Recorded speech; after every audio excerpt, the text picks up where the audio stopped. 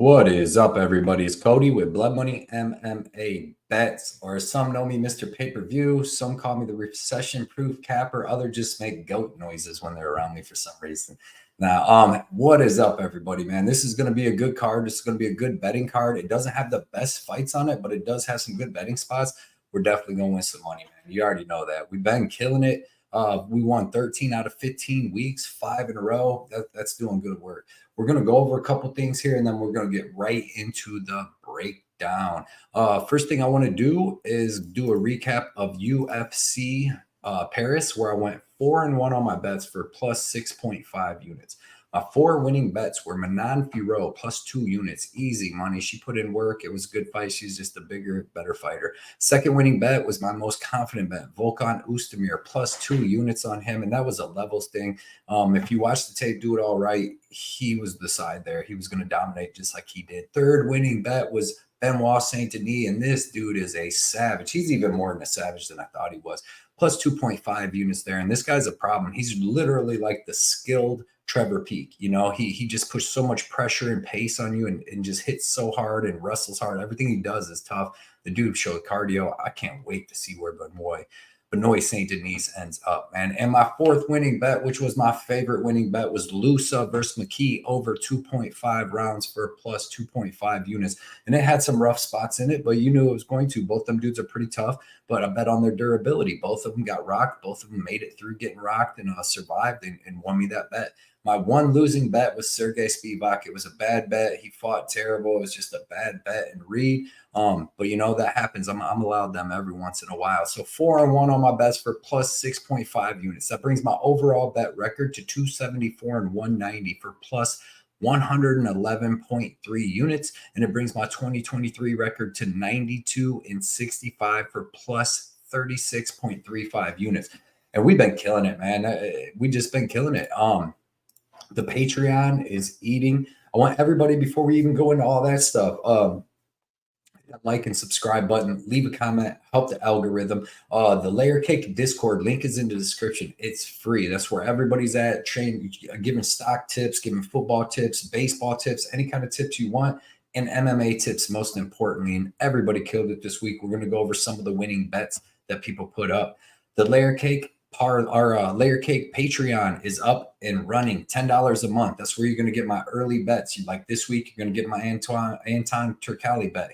I got it at plus 125. He's like minus 120 now. Last week was Benoit Saint Denis. We got Benoit Saint Denis. We got him at minus 120. You know, he ended up minus 170, whatever. But every week we're beating line movement. Then we got the Layer Cake Parlay. It's an 8-fight progressive parlay. This week I won 6.7 units on that by hitting the first 6 legs. Last week I won like 3.35 units on it by hitting the first 4 legs. So there's a lot of extra content in there. I put a lot of time in it, and I really appreciate anybody that supports me on my Patreon. I really do. It's awesome, and I appreciate that. And we're going to do a big giveaway for this UFC pay-per-view card. Since we've been killing it, let's do a big giveaway, man. We're going to do 4 rookie cards, and all 4 of these rookies have chances to be champions, in my opinion. Umar Nurmagomedov, right there, select rookie card. Manon Fiorot, Prism rookie card, numbered to 299, which is awesome short print. My boy, Shavkat Rakhmonov, Orange Flash rookie. And last but not least, the Disco rookie of Ciro Gane. And this is short print numbered to 199. So that's 4 rookie cards. I can promise you these are worth good money, and they're going to be worth good money in the future.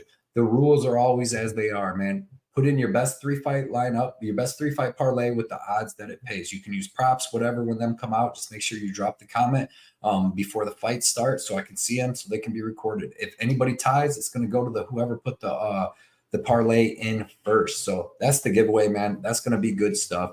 We're going to do a real quick. I want to show you some of these bets that people won in the Discord, and then we're going to get right into this breakdown.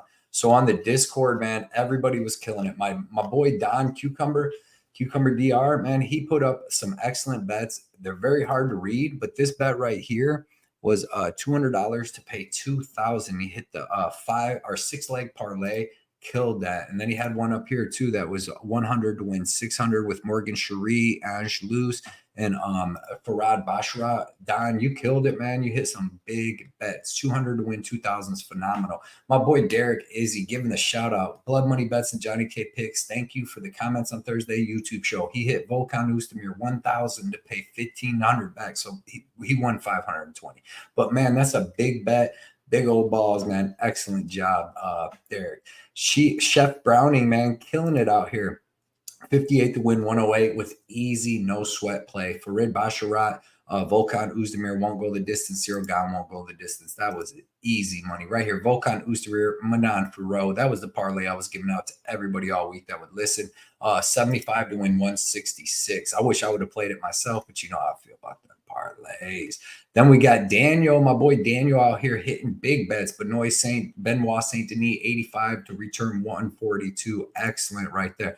Farad Bashra over 1.5 in the Manan fight, 100 to return 166. You got no fight, don't go the distance. Cyril Gane over 1.5 in the Angelus fight. You're hitting parlays here that are just easy money, no sweat. Benoit Saint Denis, William Gomez, Farad Bashra, Cherie, fight won't go the distance, and Cyril Gane under 2.5 in Volkan fight, 7 to win 43, dude. That's no sweat. Them are no sweat wins. Snerius out here hitting Benoit Saint Denis at minus 122, 244 to pay 444, bro. You hit the odds. You beat the line movement. I'm sorry.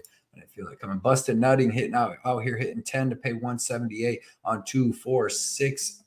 7 fight parlays, man. Lapalus, Farrow, Benoit Saint Denis, Volkan Oezdemir, Gomez, Cherie, and Angelus, man. You killed it with them. And then Beepo hitting big. Look at this. Angelus, Lapalus, Cherie, Farrow, Gane, Saint Denis. 120 to pay 1,700 with the odds boost. Kill that, Beepo. Right here. Over 1.5 in the Benoit Saint Denis. Volkan Oezdemir by KO. Cyril Gane, Basharat Angelusa, 165 to pay 1,700. Killing it. Look at this one right here. Volkan Oezdemir by KO. Round 2, Benoit Saint Denis. Manan Farrow by decision and Cyril Gane by KO. 50 to pay 1,600. Man, you can't get much better than that, to be honest. I mean, that is just killing it. I'm telling you, if you get into this Layer Cake Discord, people give out tips, not just me. There's tons of sharp people in there. There's tons of cool people. There's never no drama, no beef. It's free. Get in there, man. All right. I don't know what's in my throat, but it is time to get to these fights. Let me get this Tapology up here, and then we will get this started. First fight of the night is Kevin Jousset versus Kiefer Crosby. Kevin is 8-2, currently sitting at minus 150. He's fighting out of France and Australia. He's 30 years old. His reach and height aren't available, but he's pretty tall and pretty long. He's at least 5'11 with a 72-inch reach. Kiefer Crosby is 10-3, currently sitting at plus 110. 33 years old, 5'11 with the 73-inch reach. And Kevin Jousset, man, he's got good kickboxing. He's a French dude with pretty good kickboxing. He's got a decent jab, really nice clinch, excellent clinch knees, good judo throws, man. I've seen him in a couple of his fights be able to hit dudes with judo throws and really throw them off guard. Decent kick game. He works the legs. He works the body really well. He's got good BJJ when he can get the fight to the ground, which he's got decent wrestling. But when he gets the fight to the ground, he can take the back, control from there, work for the rear naked chokes. He's got really good ground and pound. Super tough with really good cardio. His only stoppage loss was to Jack Della Maddalena, and that was because of a cut. And I mean, he was getting beat up a little bit in the second round, but the first round was tough. And he's got some decent fights in his fight record. This Precious dude was 11-1. He beat him by split. That was a pretty good win. But Kiefer Crosby, Big Daddy, they call him. If you've seen him, man, this kid has a very exciting fighting style. Fighting out of Ireland. He's fought in Bellator a lot. But he's got really nice boxing. He's got some professional boxing experience.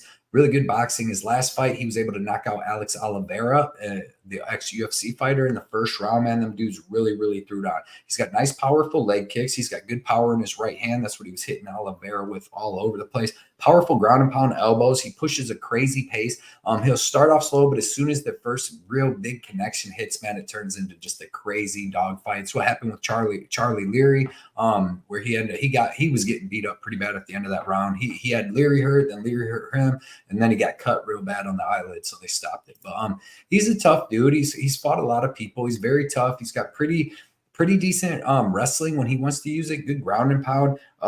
Throws with power in everything he does. He excels in a dog fight. Man, I think that this is going to be Kevin Jousset's fight. I think he's going to be tough enough. I seen him take that Jack Della Maddalena beating, so I think he's going to be tough enough to hang, because Kiefer Crosby slows down, man. He slows down bad as the fight goes. So I think that the first round is going to be super tough. Kiefer Crosby will probably win that round, and then in the second round, Kevin Jousset will start taking over as Crosby slows down. The problem with like predicting a finish in this fight, which I do like the under, but I believe Jousset's last 4 fights have gone, or his last fight he got a ground and pound, but before that 4 of them went to decision, and 2 of them 4 were split in majority. So he fights close. It's tough to call this fight and actually want to predict a winner in it. I know it's got close odds. I'm going to take Kevin Jousset. I'm going to say by finish because, like I said, Kiefer Crosby slows down, but I'll probably be staying away from that fight. Next fight is in the men's 155-pound division. We got Nasrat Haqparast versus Landon Quinones. Haqparast is 14-5, currently sitting at -410. He's 28 years old, 5'10", with a 72-inch reach. Quinones is 7-1-1, currently sitting at +320, 27 years old, 5'9", with a 72-inch reach.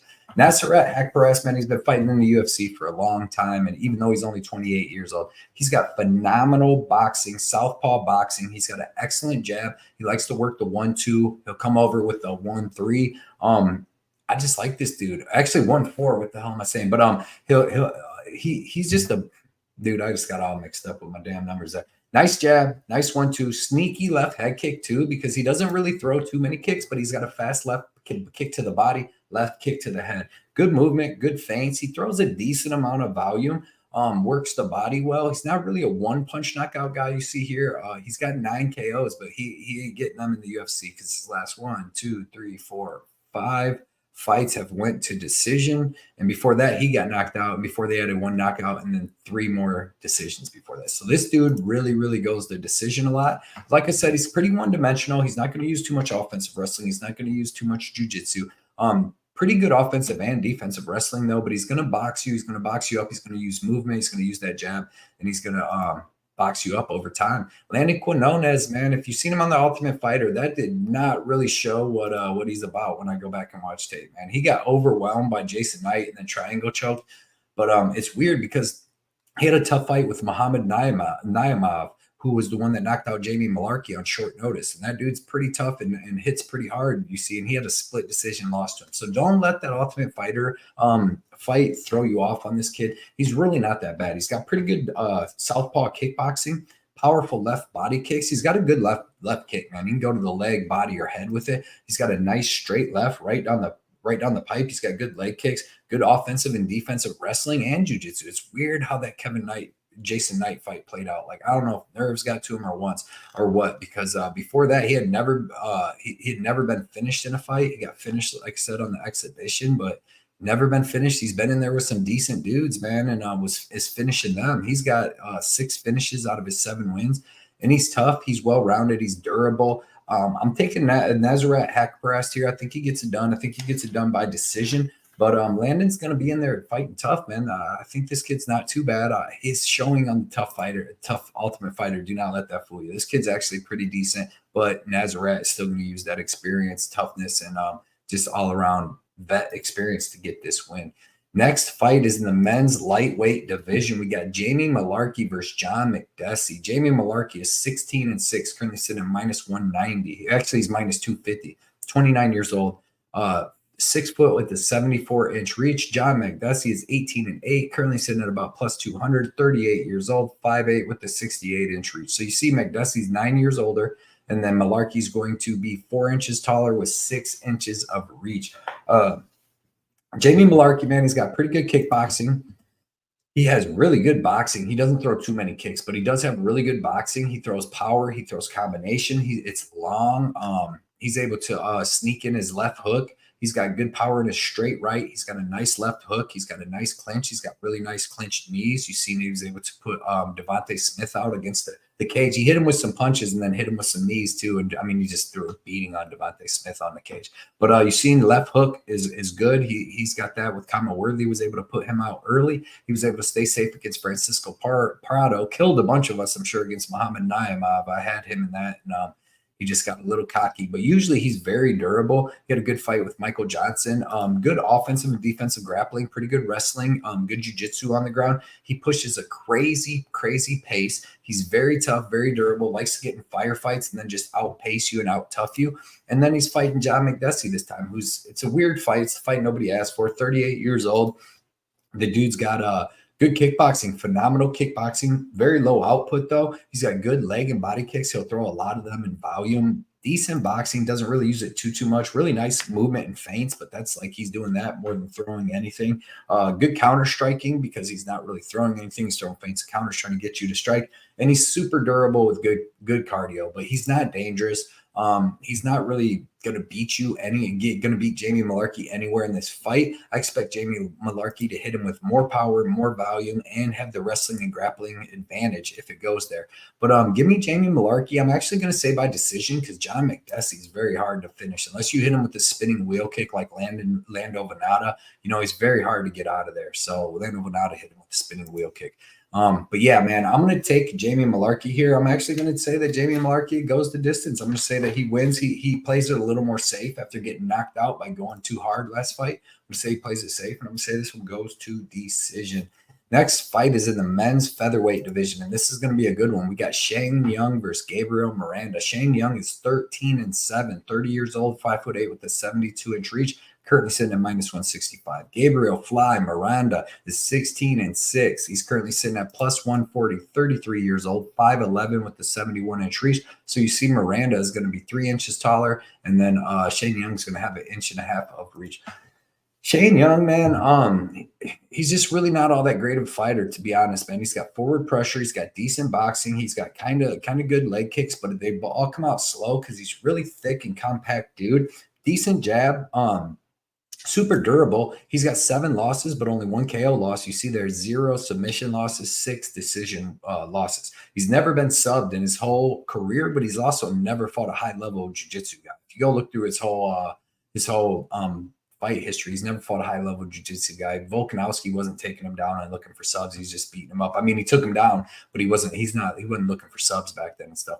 So that's something you got to look out for. But he's like well-rounded. He's got pretty good offensive and defensive wrestling. He's got pretty good striking and boxing. He's got pretty good defense. That's why he doesn't really get knocked out, and he's super durable. His only knockout was that left head kick from Ludwig Klein back in the day, that like not even a couple years ago, and that was real early into the first round. But just like a well-rounded guy that's not great anywhere. He's just good everywhere, and he's pretty slow. And that's why he's just been losing a ton. Gabriel Miranda, I'm kind of interested in this guy. I mean, last fight, he got melted by Benoit Saint Denis, but that's just what it seems. That's just par for the course, it seems like at this point. But before that, if you watch, he has not fought nobody good. He has a very low level of competition. But man, I kind of like this kid. He's got good wrestling. He's got phenomenal jiu-jitsu. When he's on the ground, whether he's on top or on bottom, he's looking for submissions. He's got good stand-up. He actually, he didn't rock and like hurt Benoit, but he cracked Benoit a couple times, stopped him in his tracks from his forward pressure. And on the ground, he tried a couple deep submission guillotines and stuff like that. But he's got pretty good striking. I don't think his cardio, he came in and fought Benoit on short notice too. So you got to take that into consideration. But I don't think his cardio is as bad as that. I watched some other fights in the regional scene where he's getting guys out of there in the second round with submissions. He's got excellent arm bars, rear naked chokes. He's got really good triangle chokes. He's just an excellent fighter. And like I said, his striking's not bad. This fight is weird. They got Shane Young as the favorite. I don't think he should be the favorite. The only reason I think he can be the favorite if he's like gets takedowns and stays safe on top, because he might have the wrestling to keep just standing. But man, even standing, I don't see where he's that much better. I'm going to take Gabriel Miranda. I'm going to take him by sub or decision. I don't know how it plays out, but I'm going to take Miranda. I think he's the better fighter here. I think he's definitely the more dangerous fighter, and I'm just not high on Shane Young, and I definitely would never take him as a favorite over anybody in the UFC. Next fight is in the men's 170-pound division. We got Blood Diamond versus Charlie Chuck Buffalo Radtke. Blood Diamond, man, this dude is 3-2, currently sitting at +195, 35 years old, 5'11" with a 76-inch reach. Chuck Buffalo is 7-3, currently sitting at -250, 33 years old, 5'10", reach not available, probably about a 74-inch reach. Blood Diamond, man, you know this guy, dude. You've seen him fight twice in the UFC, Jeremiah Wells, and then he fought Ryan Kosey. He's got excellent kickboxing. He comes from a kickboxing background. He grew up with Isreal Adesanya kickboxing in China, and he's good, man. He's got excellent kicks, pretty good boxing, powerful leg and body kicks with both legs, man. He's got a good clinch knees, decent takedown defense, and decent get up game. You guys may laugh at me for that, but like Jeremiah Wells went like 1 for 4 on takedowns. He took him down, he controlled him, and he got submission. Jeremiah Wells is a bad dude, but Ryan Kosi was having trouble taking him down until he finally gassed out in the 3rd round. He stopped a lot of takedowns in that, and even in the 2nd round, had Kosi hurt and was looking pretty good, but he slowed down and gassed out bad. But yeah, man, decent boxing, good kick game, throws head kicks, body kicks, and leg kicks with that left leg, and it's just super, super durable. But the man gasses out, and he's super one-dimensional. Chuck Buffalo, man, I went and watched a lot of his regional scene fights. I watched his Justin Montalvo fight where he got dropped and finished with a body shot. He's got good wrestling. He's got good boxing. He's got some pop in his hands. His left hand he uses a lot. He uses a lead left hook and jab a lot more than his right hand. But he's got good BJJ when he gets the fight to the ground. He's taking the back. He's constantly looking for subs. He's always looking for subs from his back or on top. He's looking for a rear naked. He's looking for the guillotine. He's just constantly looking for subs. Got a nice darce. Back takes are good. Rear naked chokes are good. And he seems pretty tough and pretty durable. He did, like I said, in that Montalvo fight, kind of get overwhelmed and beat up in that 2nd round. Now, he's gotten finished like that twice. This is a very weird fight. I don't know why Chuck Buffalo is such a big favorite. I mean, I guess they think he's just going to come out here and take him down and finish him. I'm not that confident he does that. I am going to pick him because he's got decent enough striking to stay kind of safe with Blood Diamond, and then he should have the grappling advantage where he should be able to get the takedowns and get a lot of control because not only does he have the wrestling, but he has that jiu-jitsu to hold him down. So give me Chuck Buffalo. I don't know if he subs him or not. I'm not really confident in that fight. I'll probably be staying away from that fight. But give me Chuck Buffalo and just using that grappling. Next fight is in the men's featherweight division. We got Jack Jenkins versus Chepe Mariscal. Jack Jenkins is 12-2, currently sitting at -220. He's 30 years old, 5'7" with the 68-inch reach. Chepe is 14-6, currently sitting at +170. He's 30 years old, 5'7" with the 69-inch reach. Jack Jenkins, man, he's been looking good. That fight with Jamal Emmers last time was close, but he still looked good in it. He's got phenomenal kickboxing. He's got excellent leg kicks. He supposedly broke 3 dudes' fibulas with his leg kicks. He's got nice switch stance striking. His boxing is good. He's fast. He cuts really good angles. His southpaw stance, when he boxes out of southpaw stance, he holds some power. Good offensive and defensive wrestling, you know. In the 3rd round against Jamal Emmers, he did get taken down and held down for long parts of that. But the kid's tough. The kid's durable. He's a gamer. He's got pretty good cardio. He hits hard. And like I said, the leg kicks are phenomenal, and he's just well-rounded. He's going to fight you anywhere, and I do like him. Chepe Mariscal, man, we seen him last fight with Trevor Peak, up a weight class on short notice. He showed he's a great fighter, man. He showed he's super, super durable. He's very well-rounded. He's got a college wrestling background. He's got powerful leg kicks. His hands are super nice. You've seen him hitting Peak with some big shots, excellent counters. Excellent hip tosses. Jiu-jitsu's good. Good ground and pound. He's got a win over Pat Sabatini back in the day. He's fought Bryce Mitchell. If you look, every one of his losses, he's got 6 losses. Every one of them are UFC caliber guys except Frank Bonfontaine or Bonifane, whatever that dude's name is. But Gregor Gillespie, Bryce Mitchell, Joe Anderson, Brito, Steve Garcia, and Sean Soriano, they either were in the UFC or are in the UFC. So he's got a really, really good strength of schedule outside the UFC. Like I said, well-rounded, has excellent power, excellent wrestling. It's going to be a really, really, really good fight. I know it's in Australia, so that's going to have the crowd on Jack Jenkins' side, and it's probably going to put the judges on his side. But I'm taking Chepe, man. I think Chepe is going to have the wrestling advantage here. Chepe's super durable. He's got good leg kicks himself. You've seen against Trevor Peak, he took some big-ass shots, dude. He took big punches, big knees to the body, big leg kicks, and he gave them all back. He's super game. He's super tough. And at +170, give me Chepe Mariscal. I think that this is going to be a super close fight, and maybe the judges screw him over. But I can see him using that wrestling to if Jamal Emmers would have went to his wrestling earlier on Jack Jenkins, he probably could have won that fight. Jack Jenkins showed he can be controlled off on his back. For large portions, he was controlled for like 3 minutes in the 3rd round in that fight. But yeah, man, give me Chepe. I just think he's a little bit more well-rounded. He's a dog. He's game. He's been fighting, training with Justin Gaethje for years. Give me Chepe in that one, man. Next fight is in the men's light heavyweight division. We got Carlos Ulberg versus Dao Jung. Carlos Blackjack Ulberg is 8-1, currently sitting at minus 300. 32 years old, 6'4" with a 77-inch reach. Dao Jung is 15-4-1, currently sitting at plus 220. 29 years old, 6'4" with a 78.5-inch reach. So you see everything's pretty even. Dao Jung has an inch and a half of a reach advantage. Carlos Ulberg, man, city kickboxing guy, phenomenal kickboxing. This dude's tall, long, hits hard. He's super fast. He cuts crazy angles. He has excellent striking defense. His left hand is murder, man. His jab hurts people. His left hook is putting people out. His ground and pound is phenomenal. Just like so explosive. His left head kick, both of his head kicks, but his left head kick is so fast. That's the first kick that he hit Kennedy and Njoku with and was able to get him hurt. And then he hit him with everything but the kitchen sink. I don't know how Kennedy survived that. I really don't.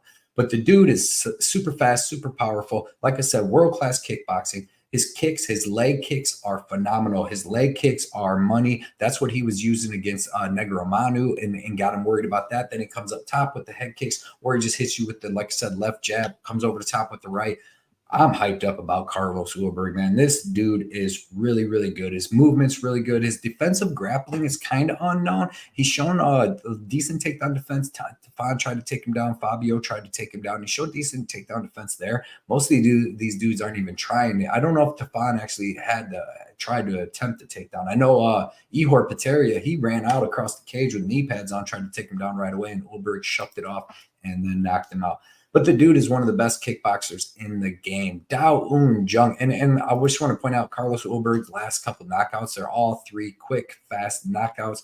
Tafan knocked him out in 1 minute. Nikolai Lau knocked him out in 3 minutes, which that dude's never been finished and as tough as they come. And then Pateria knocked him out in 2 minutes. This dude's a savage, man. He's accurate, fast, powerful. And he's a star. He's a star to watch, man. My girlfriend loved to watch when he's fighting. She can just go stay back somewhere, because dude, man. But his opponent Dao Jung, man, I was pretty high on him when he came into the UFC, just because he had that really good win over Mike Rodriguez. It's weird though when you think back, because Kades Ibragimov is terrible, and that dude beat up Dao Jung for the first 12 minutes, about 11 minutes of that fight till he gassed out and Dao Jung got the finish. Then he got that quick win over Mike Rodriguez. But then, man, like he had a good showing over William Knight. But William Knight. He just kept judo throwing him and then looked great against Kennedy, hit him with the invisible elbow. And it made you think that this guy was a rising star. And then come to find out, he don't have no fight IQ and his chin might not be up to par. Dustin Jacoby was able to hit him with the 1-2 right cross, put him out in the first round.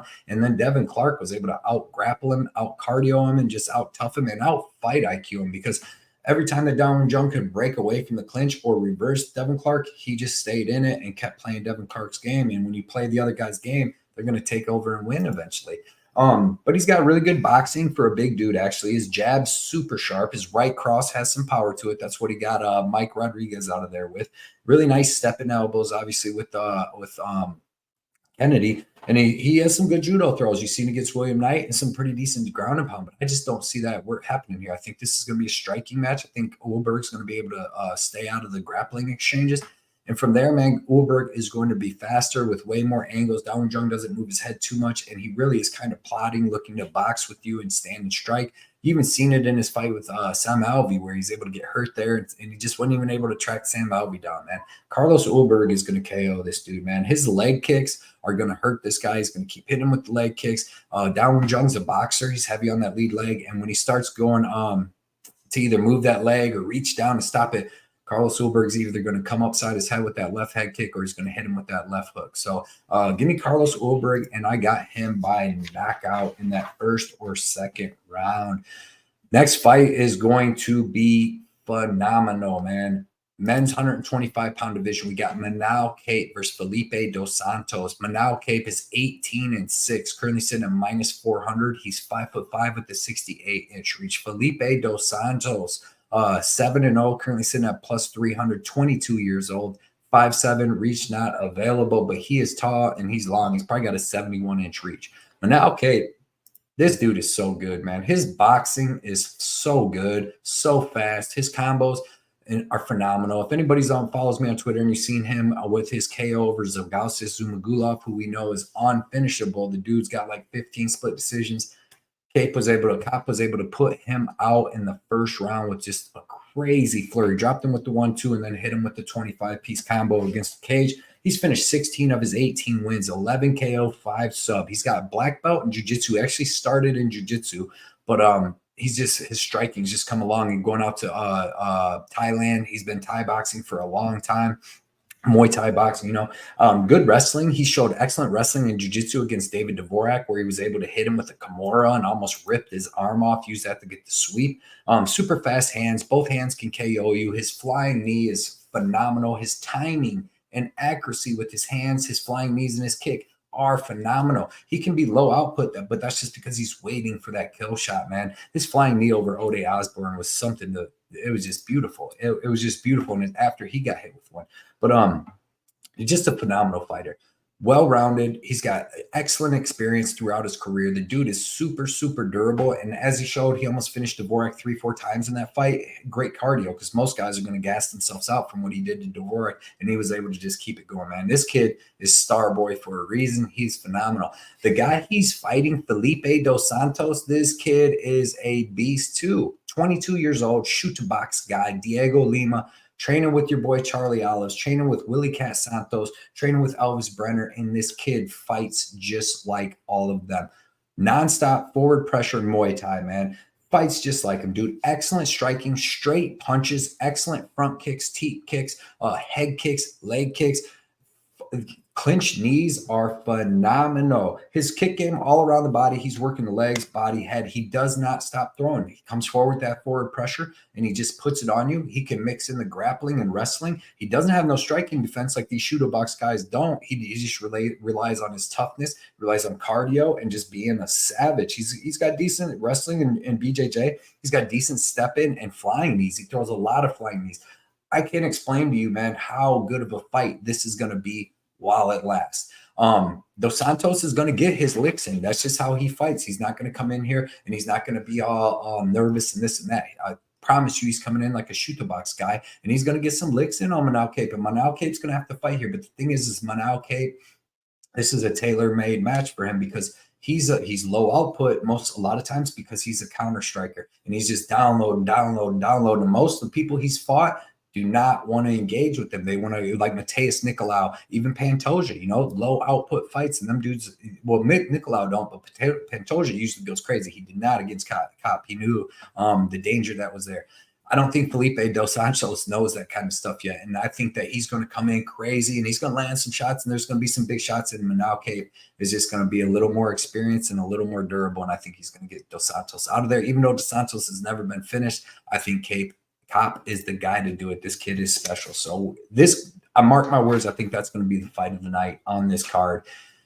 No questions. Next fight is in the men's 205-pound division. We got Tyson Pedro versus Anton Turkalj. Tyson Pedro is 9-4, currently sitting at -130. 31 years old, 6'3", with a 79-inch reach. Anton Turkalj is 8-2, currently sitting at he's -120 now. Tyson Pedro is about +110. 27 years old, 6'4", with a 78-inch reach. Tyson Pedro, man, this guy's good. He's got good striking, pretty good striking. He's got powerful leg kicks. He's got good wrestling. He's got good jiu-jitsu, super dangerous. He's finished all of his opponents, nine fights, 9 wins, 4 KO, 5 submissions. Had some decent wins early in his career over Roundtree and Paul Craig. Was able to take him to the ground and get them dudes out of there in the first round. And then when he fought dudes that wouldn't get out of there in the first round, like Ilir Latifi, the dudes that, wouldn't fuck off when he told them to fuck off. They just stayed around. Them guys stayed, man, and they beat him. He's never won a fight outside the first round, but he had a, decent fight with Ovince Peru. When he lost to Shogun Rua, that was 5 years ago when Shogun was still like 38 years old. Like, he lost to the old version. Then he had a knee injury, was out for a while, came back, had the easiest wins in the history of the UFC, Ike Villanueva and Harry Hunsucker, and then lost a short notice fight. Well, but Modestas Bukauskas came into enemy territory on short notice, and he lost that fight. But he does have good wrestling.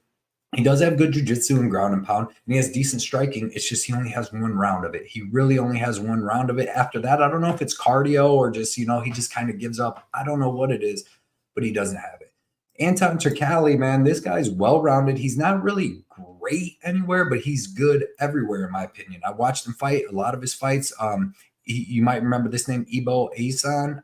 He was able to rear naked choke him. He took a tough first round. This dude was just on the Contender Series, got that first round knockout, Ebo. But he was able to take a tough first round where Ebo came out, put it on him, took him down, beat him up, and then Anton came out in the second round. Had Ebo a little tired and was able to reverse him, finish him in that second round. He had a tough fight with Jailton Almeida where he came in on short notice, fought him at like 220 pounds. Still had a decent showing on the ground until he was submitted, but it took him almost a minute. And we know Jailton Almeida's a savage at heavyweight. But this last fight is what I like. Victor Petrino, man. This Victor Petrino is a savage. I expect this kid to like go places in the UFC. Like he's a savage. He's big. He's well-rounded and he's tough. Hits like a truck. He was able to drop Turkalj at the end of the first round, hit him with some big shots. But before that, Turkalj was taking shots fine. Turkalj survived. Second round, Turkalj was able to take some more big shots, but give Petrino some big shots, actually hurt him, was able to land some takedowns of his own, took his back, might even have won that round. Back and forth craziness. And then going into the third round, they just kept going back and forth. Like Turkalj had his moments, Petrino had his moments. Petrino, I don't know how that big-ass dude has the gas tank he has, but he's good, man. He's phenomenal. And Turkalj showed that he's good and was hanging with him, man. And I just don't think Tyson Pedro has that. I think Tyson Pedro comes out in this fight. Turkalj's got good boxing. Turkalj's got good leg kicks. He's got good wrestling, offensive and defensive, and good jiu-jitsu. I think Pedro comes out, tries to get him out of here, maybe even hurts him, takes him down, gets some good positions on the ground, uses up his gas. I don't think if Petrino couldn't take out Turkalj, Pedro's not. Petrino's 2-3 times the finisher that Pedro is, to be honest. So give me Anton Turkalj to survive that first round, a tough first round, come back in the second, it's maybe a little tough, and then start taking over. The first time Turkalj reverses this fight, gets Pedro on his back, and gets Pedro's back, he's going to rear naked choke him. That's just the way it's going to go down. I got Turkalj at plus 125, and I'm loving that line, and I really like him as an underdog on this card. I guess now he's a favorite. Next fight is in the men's heavyweight division. We have Justin Tafa versus Austen Lane in the rematch after Austen Lane poked Justin Tafa in the eye, and the last fight was canceled 40 seconds into the first round. Justin Tafa is 6-3, currently sitting at minus 240. He's 6 foot with a 74-inch reach. Austen Lane is 12-3, currently sitting at plus 195. He's 6'6" with an 80-inch reach. So you see Lane is 6 inches taller with a 6-inch reach advantage. Justin Tafa, man, not much to say about him. Southpaw kickboxer with crazy power, KO power in his right hook, and he's definitely got the KO power in the left hand, man. You've seen him put Parker Porter out. You've seen him put Juan Adams out. Just a super tough, super explosive dude.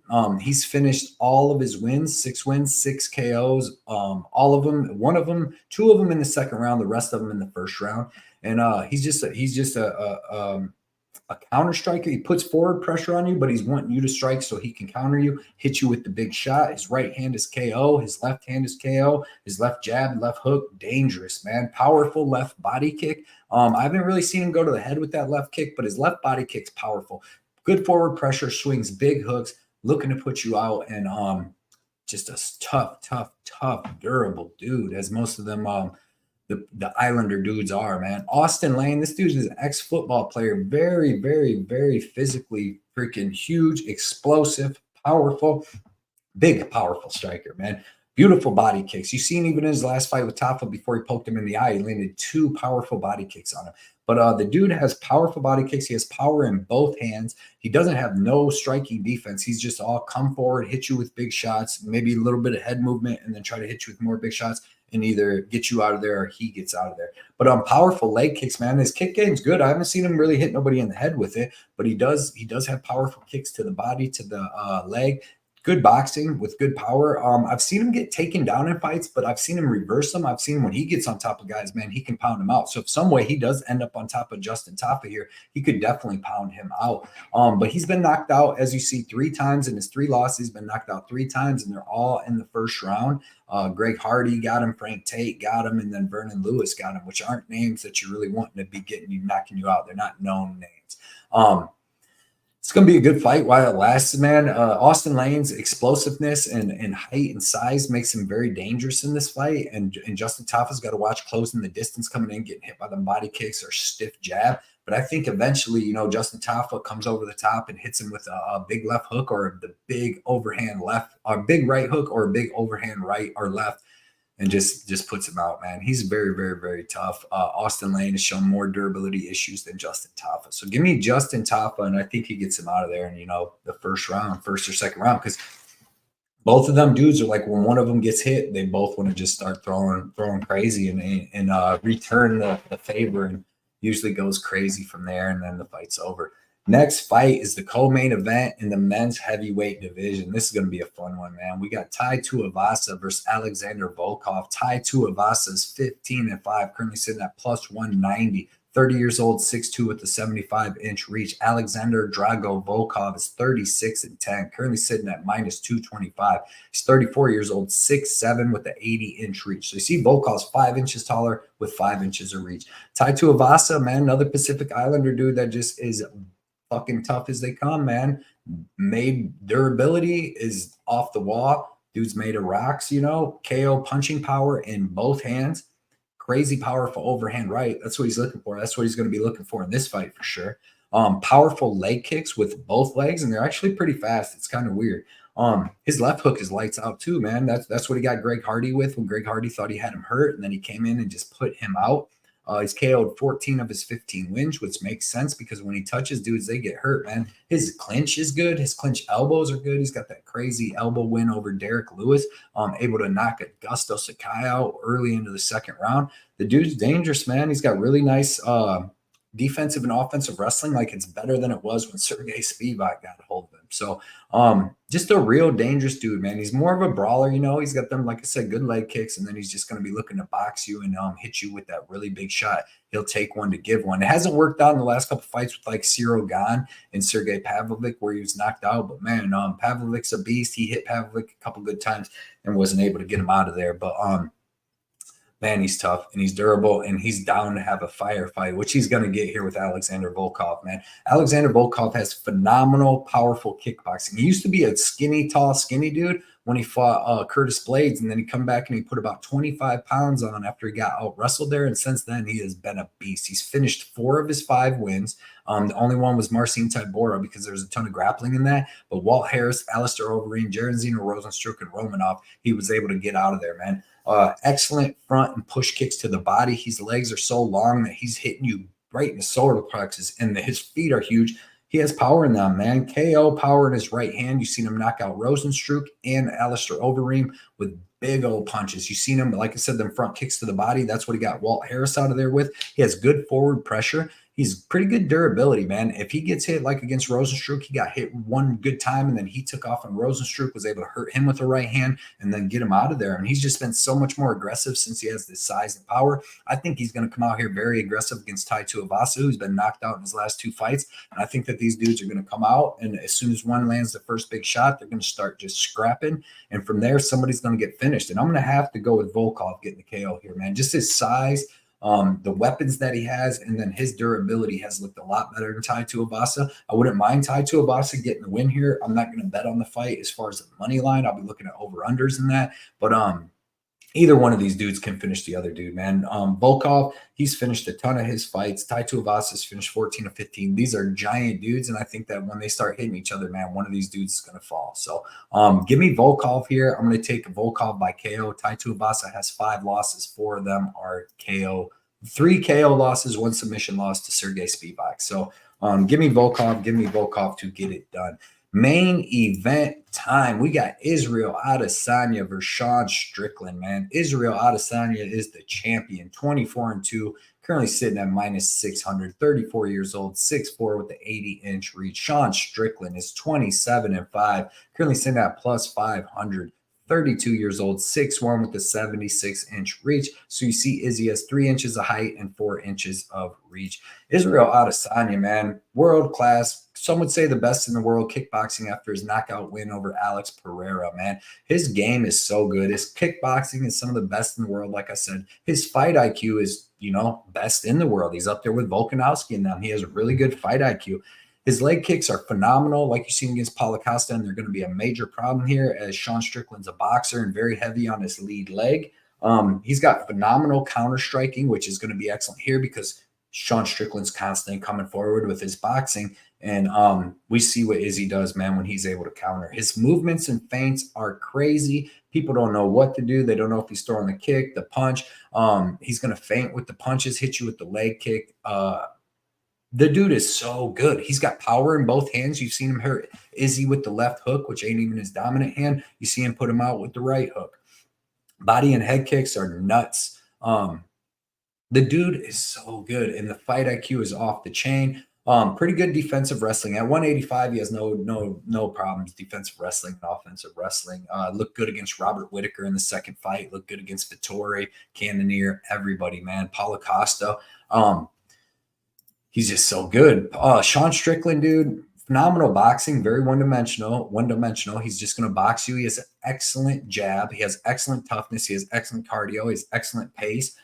Very accurate with the jab. He throws tons of volume. He's nice popping his right hand, but he's really not all that crazy with it. He's got 12 decision wins with 11 KOs. So obviously it's more of a decision guy than a knockout guy.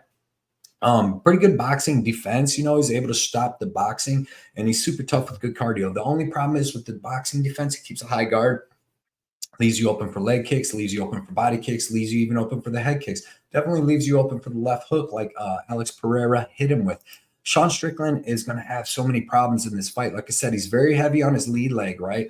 He's really he's really left-handed. That's left-handed. That's what he said. But he stays with the left hand forward because he had a bad motorcycle accident that messed up the nerves in his leg. He was on the Joe Rogan show that I listened to a couple months ago, and he said that his leg is screwed and he can't take leg kicks to it really.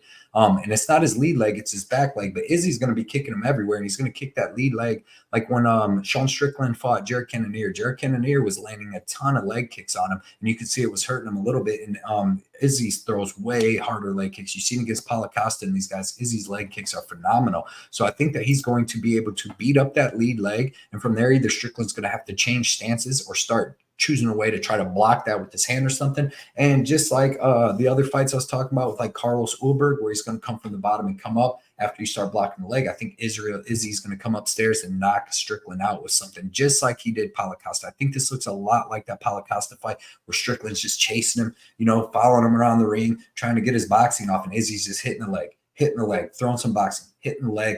And I think that just starts to add up. And his fight IQ is so good. And obviously Strickland didn't even try to take Pereira down one time, so we cannot count on his fight IQ. So in this fight, man, you got to give me Izzy. You got to give me the 185-pound GOAT. And I think that he gets it done by KO. I really appreciate everybody checking out my breakdown video. We've been on a hell of a run here. We're going to keep that momentum going the whole year. We're trying to have the biggest year in a couple years coming ever, man. I appreciate everybody that's been supporting me on Twitter, Instagram, YouTube, Patreon, and my Discord everywhere, man. I appreciate all you guys. I appreciate all the positive people. I know the people that want to come and argue my bet and stuff, but the positive people is where it's at, man. I need positivity to win bets. So I appreciate you guys coming out, checking out my bet or my